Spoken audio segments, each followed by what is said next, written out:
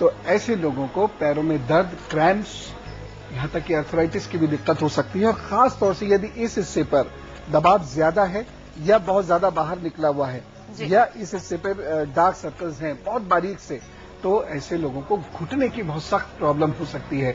और अगर ये जो ऊपरी मंगल वाला हिस्सा है ये दबा हुआ है या इस पर ब्लैक स्पॉट्स उभर के आ रहे हैं और उसके साथ साथ ये वाले हिस्से पर भी ब्लैक स्पॉट्स हैं, बहुत बारीक देखेंगे तब आपको दिखेगा, या यहां पर छोटे छोटे लाल लाल से दाने होने लग गए किसी के, तो समझिए यूरिक एसिड बढ़ेगा।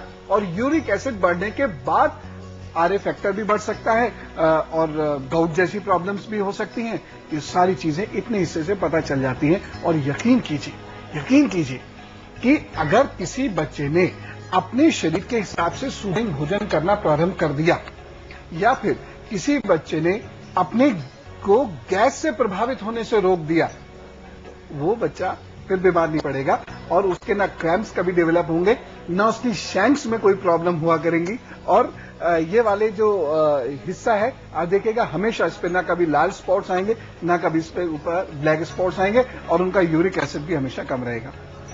तो सिर्फ खाने में थोड़े से बदलाव अगर कर लिया जाए तो इतनी प्रॉब्लम से बचा जा सकता है। ये वाकई सुनने में तो बड़ा इंटरेस्टिंग लग रहा है। अच्छा पवन जी, आपने कहा ये जो प्रॉब्लम्स हैं आजकल की जनरेशन में 30 के आसपास अपीयर होना शुरू हो जाती हैं, किस उम्र पे पेरेंट्स ये देखना शुरू कर दें या क्या वो सही उम्र है जब ये यहाँ पे झलकने लगेंगी चीजें? यहां पर जैसे 30 में किसी को होना है तो 20-22 साल से ही झलकने लगेगी ये चीज। ये वाला हिस्सा बचपन से ही, देखिए दो चीजें होती हैं, एक तो स्पॉट्स और दूसरी चीज होती है स्ट्रक्चर। तो स्ट्रक्चर तो पैदा होते ही दिख जाएगा।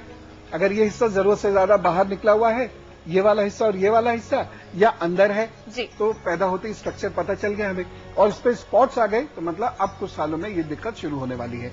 तो ये तो शुरू से ही पता चलने लग जाता है। तो लीजिए भाई, काफी पहले से आपको पता चल जाएगा, यानी अगर आप वाकई चाहते हैं तो आपके पास अच्छा खासा समय है इससे निपटने के लिए। अब कैसे निपटा जाए? गैस, ऐसा भोजन जिसमें गैस ना बने, बिल्कुल, यूरिक एसिड कम, बिल्कुल, जल ज्यादा पीना है और बहुत सारी प्रोटीन वाली चीजें कम खानी है। और आपको एक विशेष बात बताता हूं, ये चूंकि मंगल से संबद्ध होता है गाउट का, तो बच्चे के अंदर हमेशा टेंडेंसी होगी अरहर की दाल, उड़द की दाल, राई, खट्टी चीजें और पनीर, दूध, इसकी तरफ उसका विशेष रुझान होगा जी। और वो खाएगा। अब 20 साल बाद पछताएगा। एकदम नहीं होगा लेकिन 20 साल बाद वो पछताएगा। तो जब बहुत जबरदस्त, वैसे भी याद रखिए कि अगर रोज बरोज किसी चीज के प्रति आपकी जबरदस्त इच्छा होती है तो यानी उसी चीज से आगे जाकर आप बीमार पड़ने वाले हैं, तो उस चीज को कंट्रोल करना शुरू कर दीजिए। ये मैंने एक सूत्र दिया है और इसको आप प्रयोग करके भी देखिएगा और पास्ट में एनालाइज करके भी देखिएगा, अगर बात गलत नहीं होगी। तो एक तो इससे बचे। दूसरी चीज है अपने पाचन तंत्र को इस तरीके से नियमित करें कि आपके गैस ना बने, और अगर गैस बनती है तो गैस की निकासी हो जाए, मुंह से, डकार से गैस की निकासी हो जाए।